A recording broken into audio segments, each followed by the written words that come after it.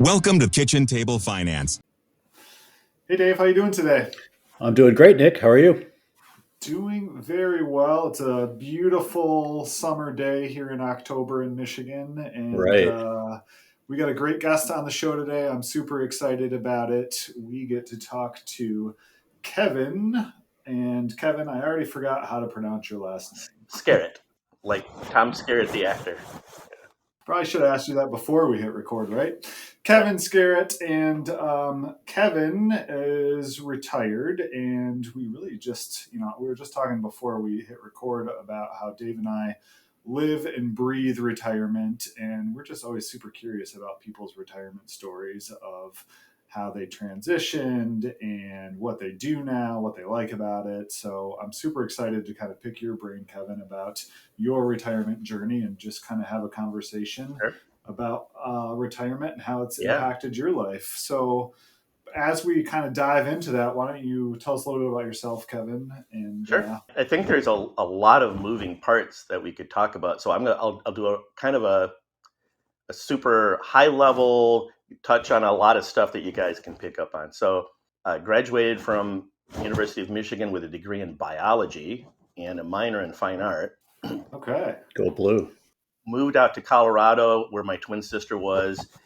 And after 2.5 months of looking for a job, I decided I needed to feed myself.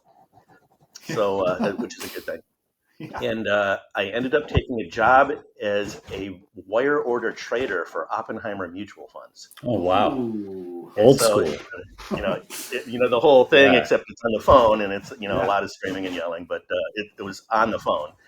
And then I got my Series 7, Series 63, became a stockbroker and loved the market, hated being a stockbroker. You're just trying to convince strangers of, please give me your money. Right. Yeah. So that lasted a while, and I enjoyed it, but I missed my science background was calling to me. I ended up getting a job in a lab working as an electron and phase contrast microscopist, whatever that is, which led me to California to become an industrial hygienist and environmental consultant. And because I ended up with that job spending 20 to 30 hours a week reading OSHA and EPA regulations. Fun. Yeah. So I decided that's not for me. And this new thing, this interwebs thing started coming out in the mid 90s. And by 1997, I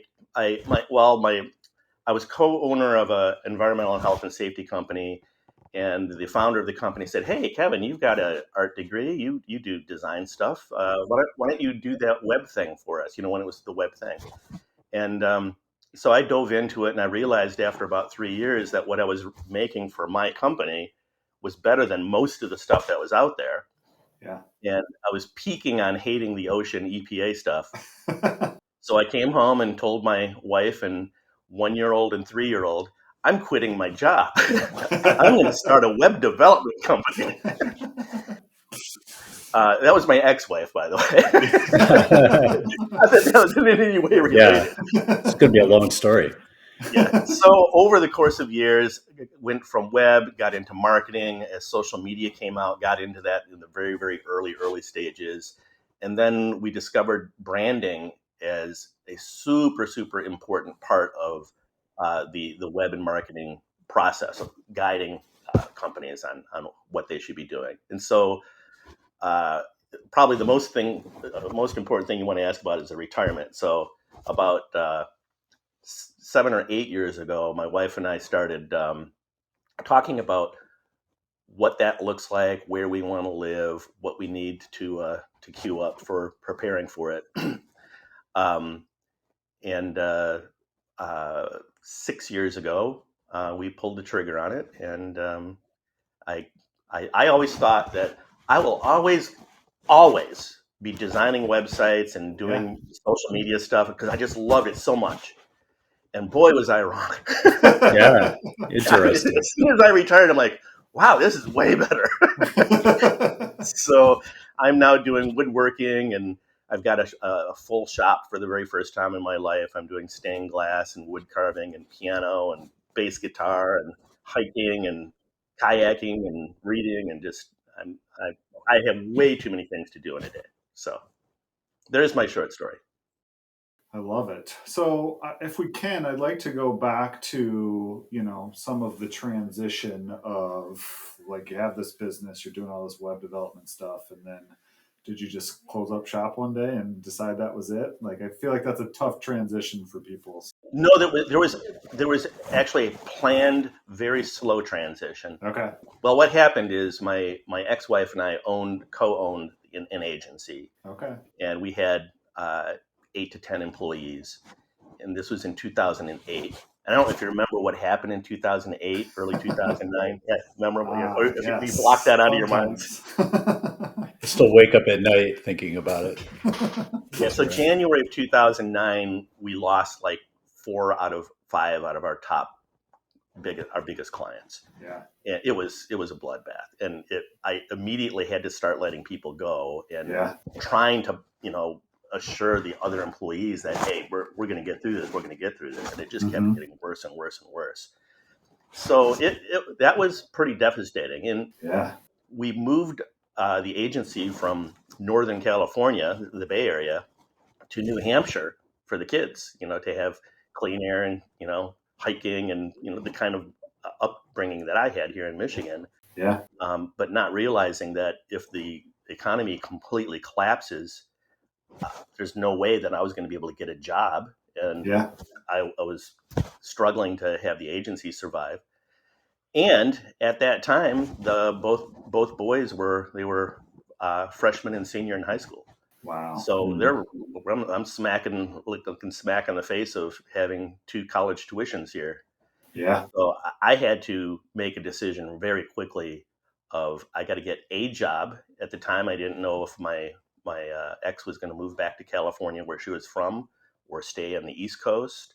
I'm from the Midwest, and so it was more important to get income again to pay for their college. We had 529 set up, and we had investments, and not enough to retire on, but there was a little pool of money there, but it was very scary, really, really scary. Yeah. And then I reconnected with an old college sweetheart, and her 3 kids, all 5 boys, by the way. Oh, lovely. Yeah.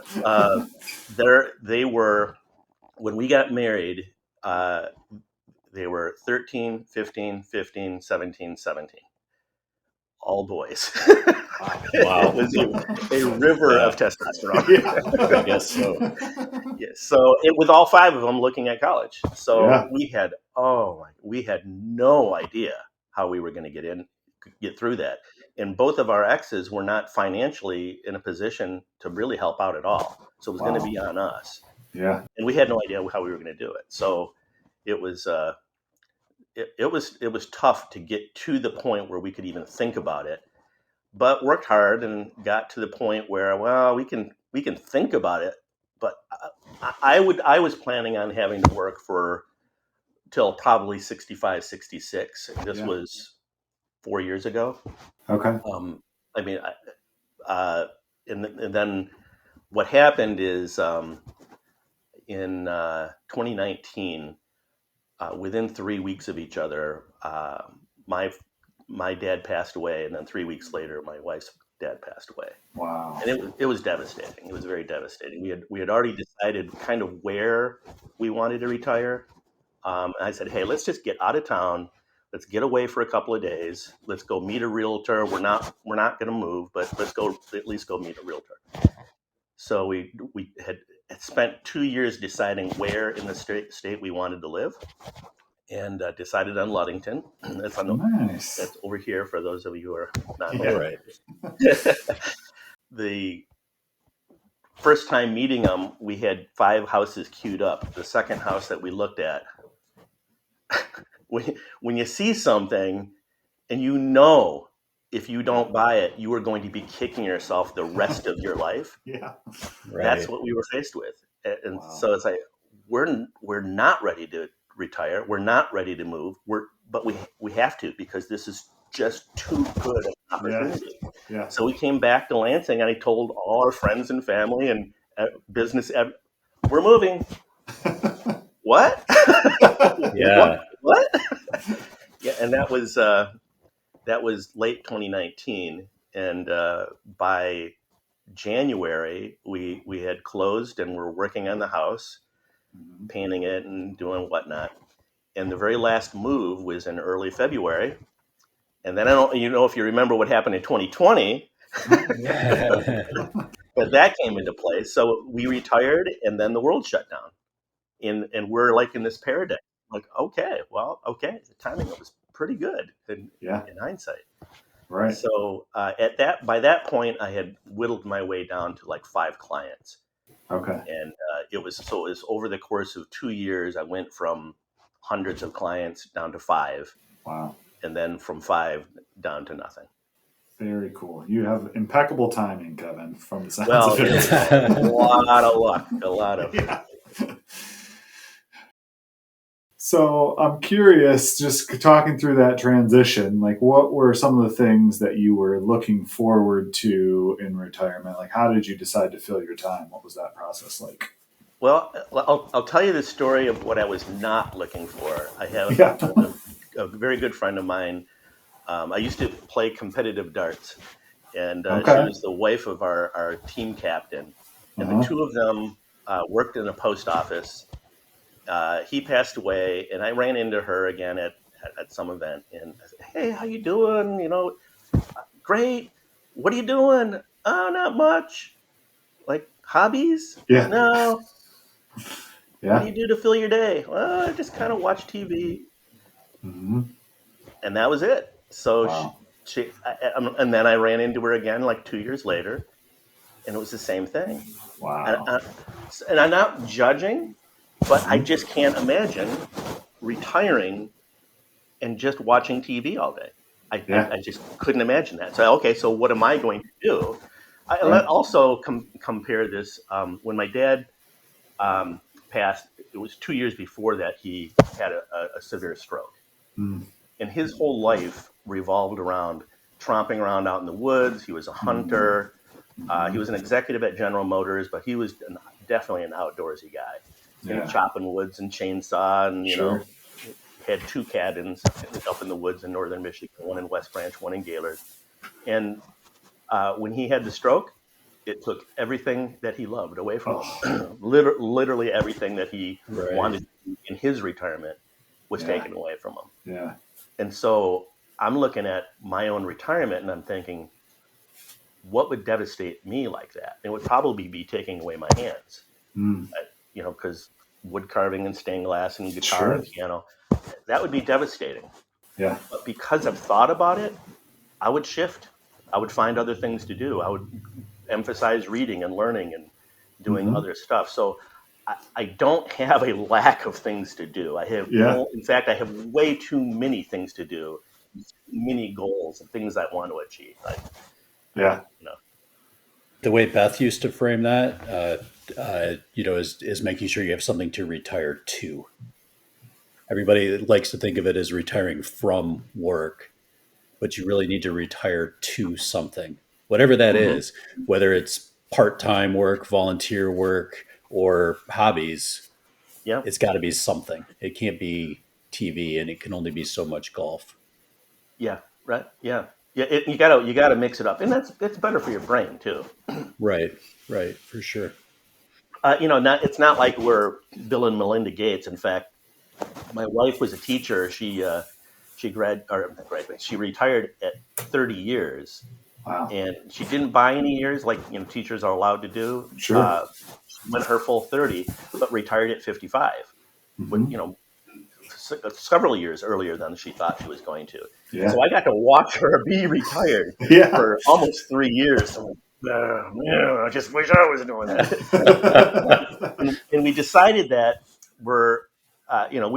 we have to be very, very judicious and very conscious about our budgets. And, we've got a financial planner, and that's all part of, I'm sure, things you're going to ask about. But we decided that our priority of money is different than when we were working and raising the kids. Yeah. She was on a teacher's salary, raising 3 boys pretty much financially on her own, where I was running a small business, subject, as you guys know, subject to the whims of the markets and Sure. the Yeah. business world. You don't know when your next paycheck's going to actually happen, Mm-hmm. right? So I was used to that. I was Right. used to not having 100% surety, where she never had that. So Yeah. us going into a household where we're managing budgets together, she worried, and still does. It's just the nature of decades and decades of a world paradigm. Yeah. She worries about money way more than I do. But we agreed that in retirement, if it brings you joy, buy it, Yeah. because the money isn't going to go with you, and Right. the quality of your life is more important than anything else. Yeah. So many people struggle with that. Mm, yeah, And you've yeah, saved all your life. You've been diligent making that shift. yeah. Some people just never turn that corner. Some people turn it too much, but Yeah. by and large, We have a family member, dual income, no kids, and they're plenty set with financially. Uh, and she wants to start spending the money, and he's continuing to be frugal. And Yeah. there's where the real reality meets. Yeah. And she's one. They've started spending money. So Awesome. Yeah. yeah, Yeah, we always say if you've got 2 savers in a household, that can be a good and bad thing, right? If you have yeah. 2 spenders, it's the same thing. It's when you get one of each, you can kind of offset each other, and that helps. So, but Well, if you had 2 spenders in your 40s, that's great. But 2 spenders in your 70s, maybe not. yeah, yeah. yeah, Eventually, it catches up to you. You right. do have to Well, adjust. where you started that part of the conversation, though, Kevin, you talked about still being conscious of your budget, still paying attention to what you spend, Hmm. Hmm. but not letting frugality just for the sake of frugality be the Yeah. driving force. And I think that's the key, is to have that balance between an eye towards the future and Hmm. being responsible and prudent, but still understanding that, yeah, you can't take it with you. And like the fact that you had that event with your father's health that kind of shaped your thinking, I find that really interesting. Well, I'll do a big pitch for you guys. We have our own financial advisors. Sorry, it's not you, right? An interesting story. My wife was introduced to her 30 years ago when she was just starting, Yeah. and she gave friends of her mother's, which my wife was, a mega discount, $600 lifetime services. Wow. What? That's She was crazy. really desperate to sign up some new people. But back then, their finances 30 years ago was minimal. That it's not grandfather. You can't do that forever, really. And so he Yeah. said, not a problem. We understand our situation is way more complicated than back then. But we're so that's how we got our financial advisor. And the big pitch for you guys is anyone who is facing retirement who isn't talking to a financial advisor is making a huge mistake. Mm. So what happened with us is it clarified what our plan should be. It Yeah. gave us comfort in that we knew when we were getting close, and we knew when we were past the point where we could say yes, and what the restrictions and parameters were Sure. with that scenario. Yeah. And then it gave us a plan of how much more do we need to save, and most importantly, what does our lifestyle need to be trimmed down to? Mm-hmm. We don't need a bigger house. We don't need more material stuff. We don't need to be spending tons and tons and tons of money. We need to create a lifestyle where we can retire. And Yeah. so the financial advisor helped with all of that. And so when you're looking at your budget, it's in the context of knowing that it fits with your plan. When you're Yeah. looking at your lifestyle, you know that it fits inside your plan. And that would not have happened without a financial advisor. So That's great. you're welcome. Yeah, no, that's great. And the fact that you're not a client of ours and say that, to us, it's about the concept and the industry, and helping people understand that writ large. So I'm all for it. Is there anything, like, looking back over the last 6 or 7 years, that you wish you had known before you retired? No one ever dies saying to themselves, "Gee, I wish I would have worked longer." Right. So, making the decision to pull the trigger a little early. Now, when my father passed away, my mom had passed away a couple of years earlier, and so I was left with an inheritance. I had no idea how big or small that was going to be. Yeah. My dad spent the entirety of my life saying, "I'm going to spend my last dime on my last breath, so don't plan on anything." Okay, Dad. So, when he had the stroke, and my mom had a brain aneurysm 2 years earlier, and so I said, "Okay, raise your hand if you haven't had a stroke or an aneurysm in the last 2 years." And it was pretty obvious that they really needed to get us involved in their finances because they were not capable of doing that on their own. And my dad was the one who convinced my mom, yeah, that actually makes sense. Yeah. So we got involved with that and found out that, okay, we're going to have a little bit of a retirement, which changes things, dramatically changes things. Yeah. And basically what it did is it allowed us to trim a couple of years off of our plan, if we wanted to. Right. And at the time, I was saying, don't want to. I'm like, we've got the plan. Let's just do it. And then the whole COVID thing happened, and the moving thing happened, and finding the house thing happened, and it completely changed everything. So we said, okay, we can make this happen. So it was, and again, all in consultation with the financial planner, and all the charts and the numbers were guiding us on what to do. So yeah. I love that. Sounds like one of the things when we do retirement planning for folks, and they come for that initial consultation, that's always interesting to me is, I feel like a lot of us get so caught up in the grind that we don't even think about, we have people that save millions of dollars for retirement and spend about 30 seconds thinking about what that actually means to them.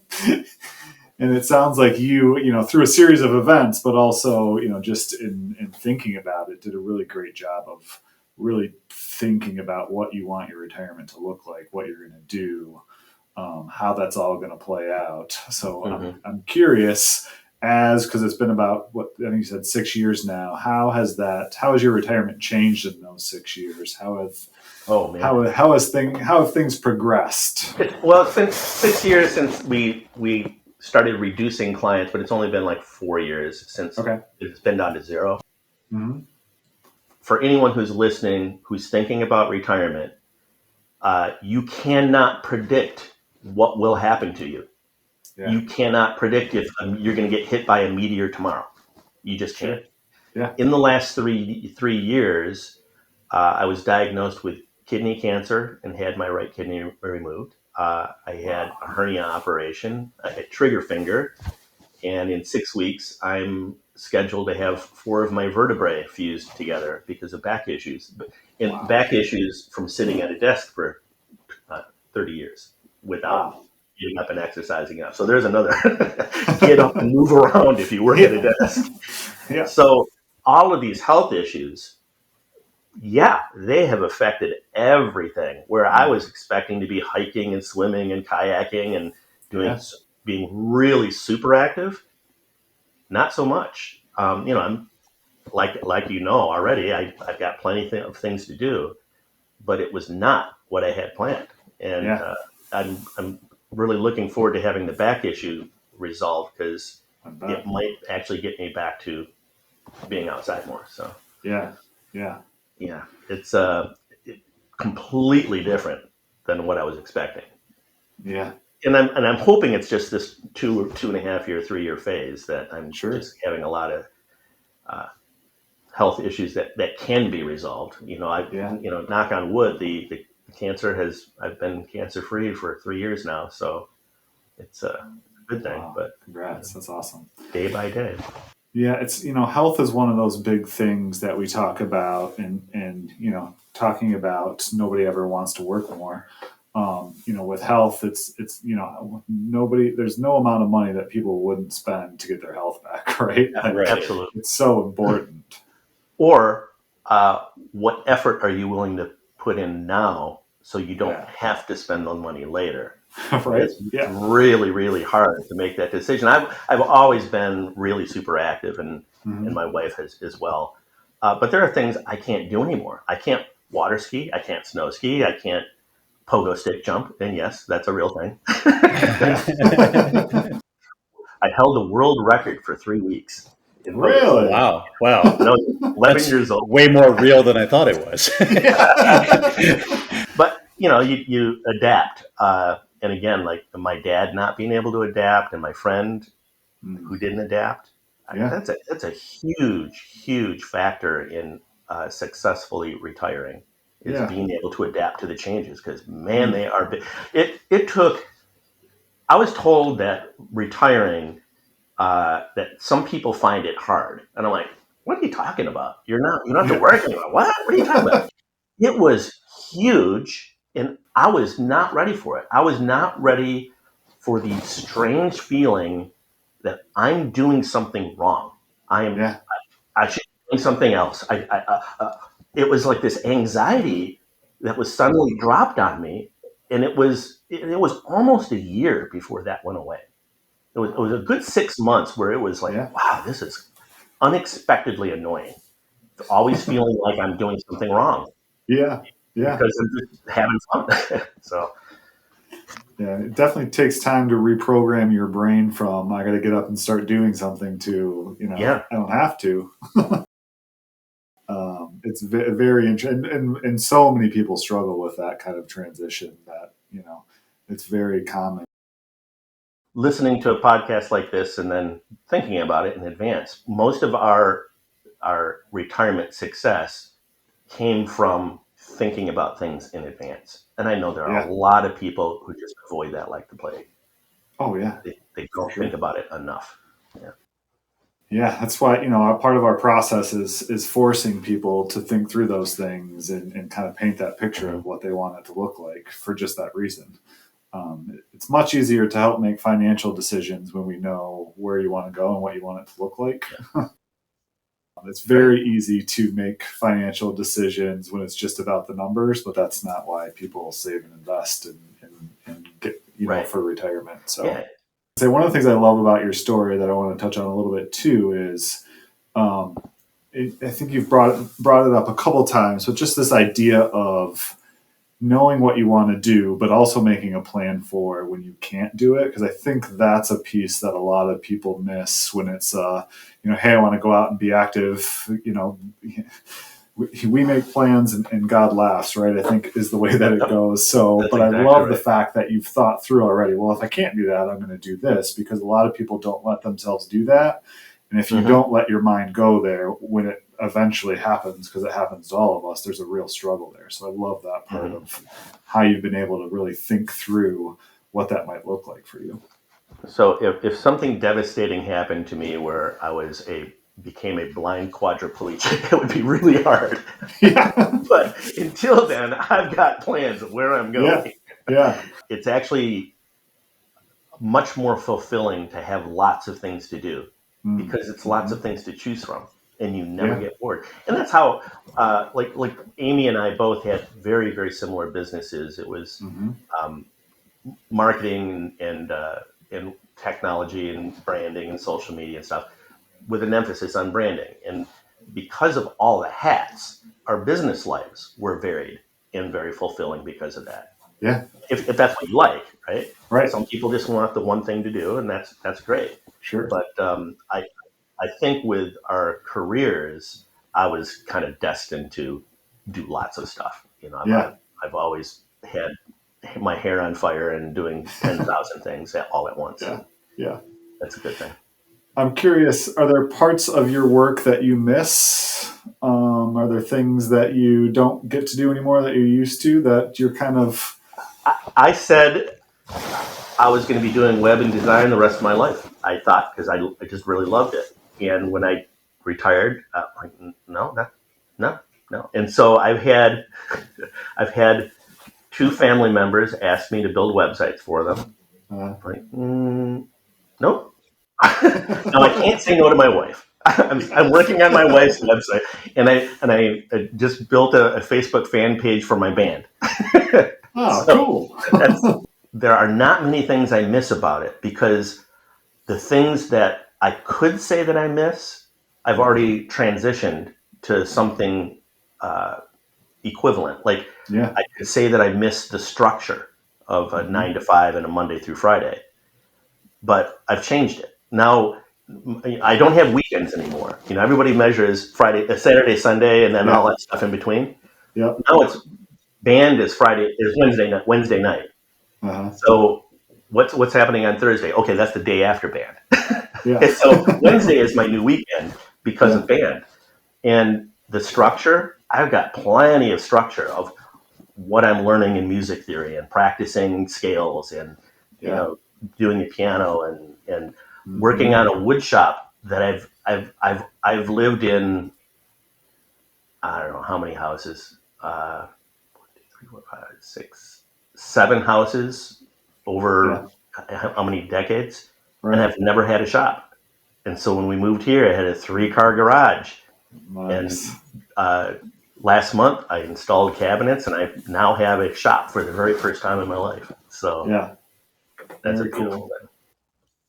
So I'd like to touch on a little bit too, because this is a question that comes up a lot. How did you guys decide to move to Ludington? Like, was it family reasons? Was it you just wanted to be next to, in my opinion, the greatest lake in the world?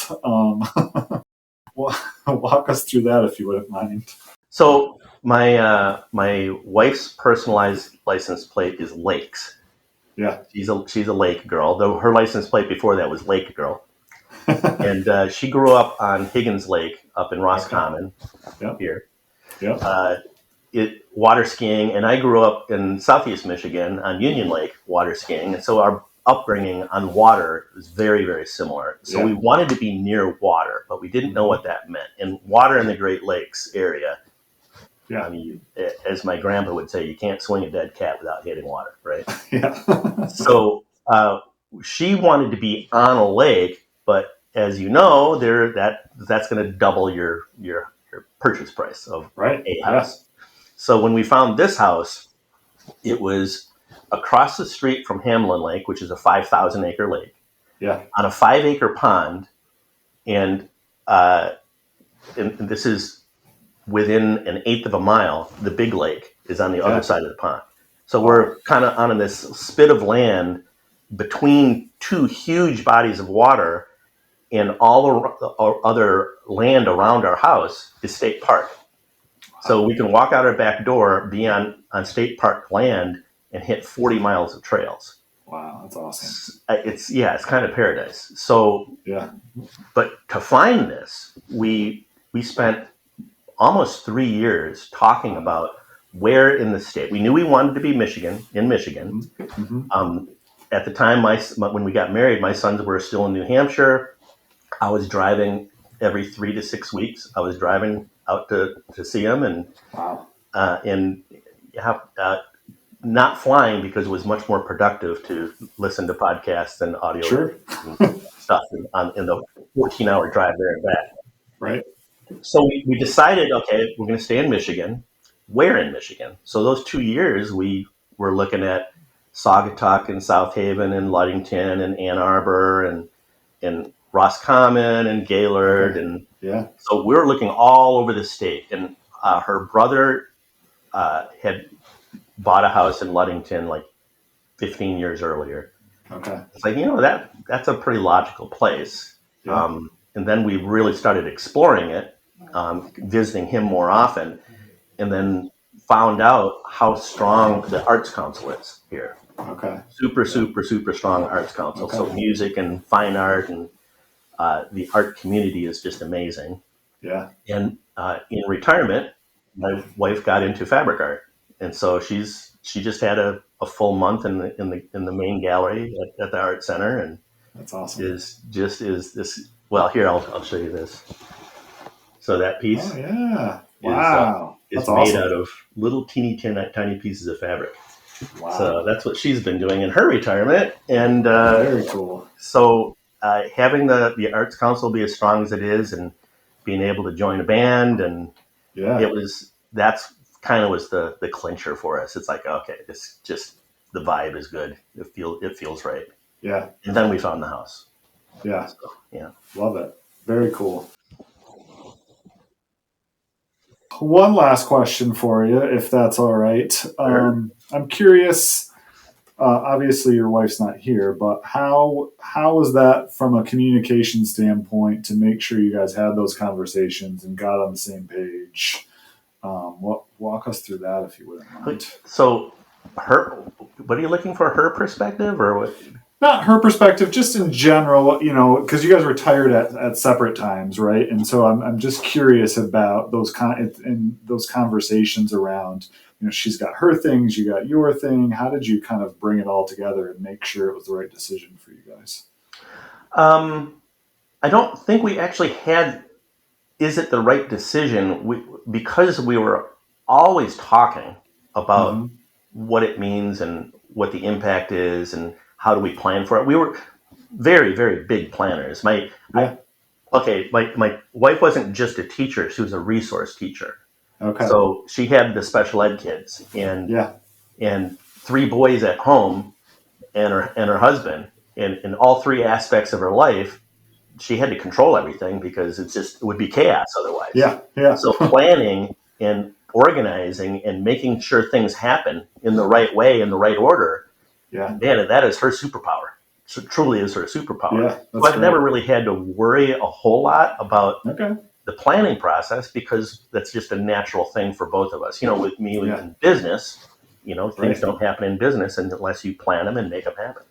Yeah. So I don't recall it as a conversation as much as it was just part of how we do things. You guys are doing we're facing it. Let's make sure we do it right. So now our perspective of how it should happen is completely different. With she being much more frugal than I am, and she being much more a control person. Where I'm this spacey, all over the place kind of air and fire kind of guy. Yeah. So we balance each other out in most ways. And here's a huge thing, huge. Plan in your retirement time away from each other.